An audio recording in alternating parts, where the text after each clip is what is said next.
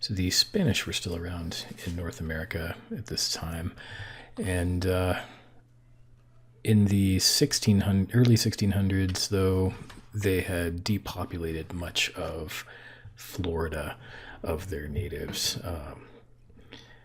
By the 1630s, the Guales, the Timucuas, and the Appalachians were accepting baptism from Franciscan monks.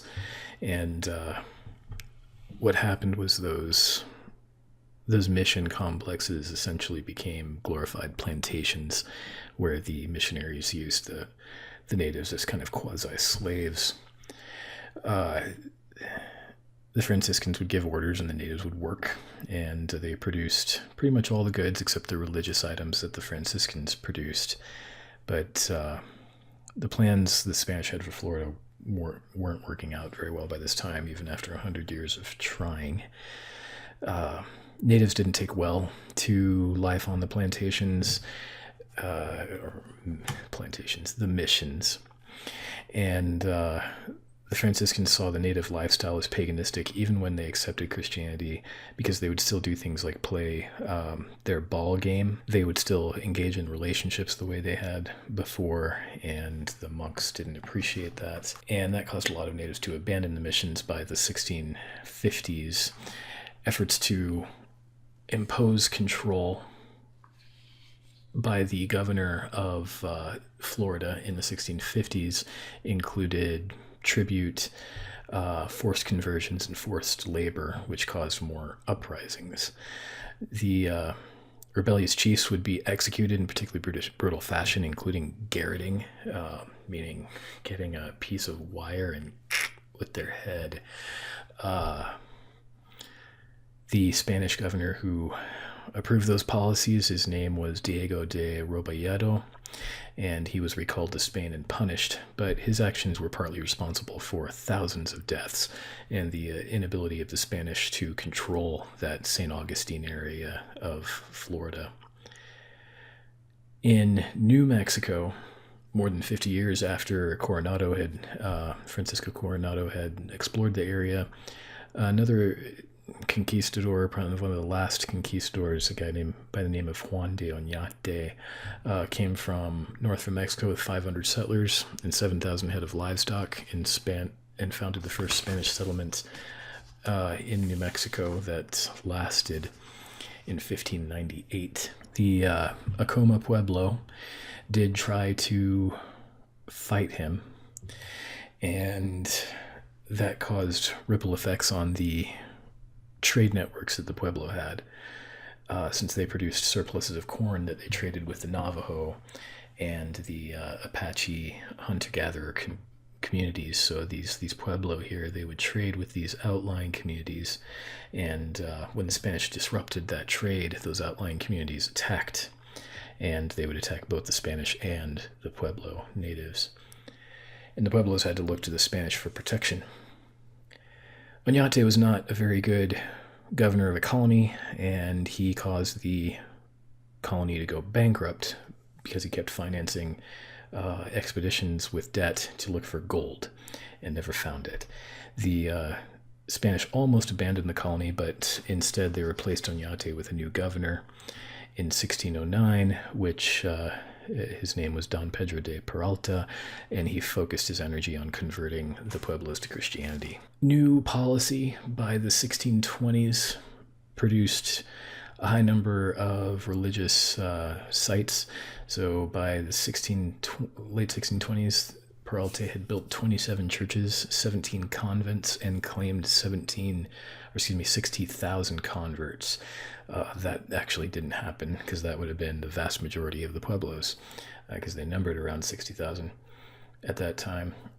What had really happened was that the priest had convinced the Pueblo that they were responsible for the heavier than normal rains that occurred in 16 teens and 20s, and also that the Catholics resembled Pueblo religious ceremonies. And so the Pueblo saw them as compatible and thought it was an adaptation of their own religion. And it was basically the Spanish priests saying, yeah, we converted all these people. And they probably got them to do some kind of certification of that in some way, but in reality they hadn't. Over time, the Pueblo became disenchanted with the Spanish.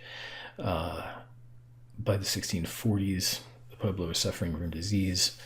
They were losing population fast, and they were increasingly being put into forced labor to construct all the churches, and including the colonial capital in Santa Fe. The Pueblo women who worked on those projects were frequently abused by the Spanish male employers. So the Spanish maintained their control in New Mexico through a combination of coercion, trickery, and leveraging military protection. It was helpful too that the Pueblo weren't particularly united, and they were linguistically similar, but all these particular groups here, the Tiwa, Tewa, and so forth, Pecos, they weren't very united politically, although they were united linguistically. But that helped the Spanish kind of engage a divide and conquer strategy. And so they never had united military action. By the 1630s, there were droughts in the area. The rains dried up, and they couldn't maintain those trade networks, and so there were increasing attacks from the Apaches and the Navajos and the Utes. Utes lived up in here in what's now Utah. Those raids got increasingly aggressive and violent once the Apaches and the Navajo managed to domesticate horses, making them much more effective warriors and raiders. The Spanish would organize counter raids and then capture the natives they raided. And so they would capture Apaches and Navajo and Utes and sell them into slavery back into Mexico to work in the mines. And technically that was illegal, but and under Spanish law, but the authorities ignored that. In the 1650s, the Spanish had crushed two potential rebellions by the Pueblo, thinking, and they thought by the 1650s that they had a pretty strong hold on the colony. So the outcome across a lot of these areas was one of exploitation from the beginning. And just recently, if you've paid attention to the news, part of the social unrest that in response to the George Floyd killing back in June of 2020, you'd see a number of statues go down, and some of the statues that went down were of people like these conquistadors. And so there was one in Albuquerque, I think it was either Albuquerque or Santa Fe, maybe Santa Fe, of Juan de Oñate. And you have to wonder, in order to put that statue up, you have to think about what that person did and how by putting a statue of him, you're endorsing what he did, or at least dismissing it. And in Juan de Oñate's case, here was a guy who he killed a bunch of natives when he first showed up, then he enslaved a bunch of them, and then he made his own business and colony bankrupt, and was humiliated. And so you have to wonder if these people deserve statues. So what can we conclude about relations between natives and Europeans by the 1660s, 1670s, or so forth? What you see is that there's a little bit less Indian country than there was. It's been 150, 175 years after contact now, and what were very tiny outposts that weren't permanently manned now in some cases are considerable territorial possessions by the 1660s, 1670s, 1680. Across the American landscape, you mostly still see Indian country, but you see in certain places there are European forts, European missions, and trading posts that thrived. And in some of them, there were even some fascinating cultural exchanges, such as the wedding between John Rolfe and Mataoaka. These places had profound impacts on Native relations, both between them, within their communities, and between themselves and other natives, and reorganized relations considerably. And that created winners and that created losers. So there were some good changes. There were some positive social exchanges, but a lot of changes were not so good. Once formidable native communities such as the Hurons or the Pequots and the Powhatans, they were no longer formidable and no longer intimidated their neighbors and became much weaker polities than they were before. Even powerful communities that remained powerful, such as the Iroquois, were less so. They suffered devastating losses due to disease. So in pretty much every case, no matter what society you're looking at, where natives and Europeans had sustained contact, it was bad for the natives, pretty much across the board.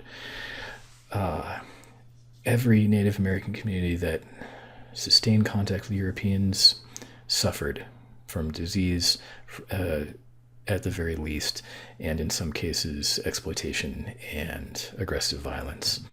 And there was some indication by this point that that may only be the tip of the iceberg, and things might get worse. Tensions were starting to get worse in every colonial area by the 1660s. Natives who had worked to accommodate themselves to Europeans started to think twice and were reevaluating those relationships. We're going to look now at a film that's going to illustrate some of these relationships here, and it's going to tell the story of 17th century contact from the perspective of the Wampanoag, who we looked at earlier when we talked about New England. It's going to talk especially about the life of a Wampanoag named Massasoit, and he was the sachem of the Pokanoket, which was a particular tribe that lived in what's now southern Rhode Island. And his life spanned this transition from being what was once a prosperous community to one that sees opportunity with the Europeans who show up and then suffers very dire consequences as a result. And I'll have a link to that you'll be able to watch that film through the library.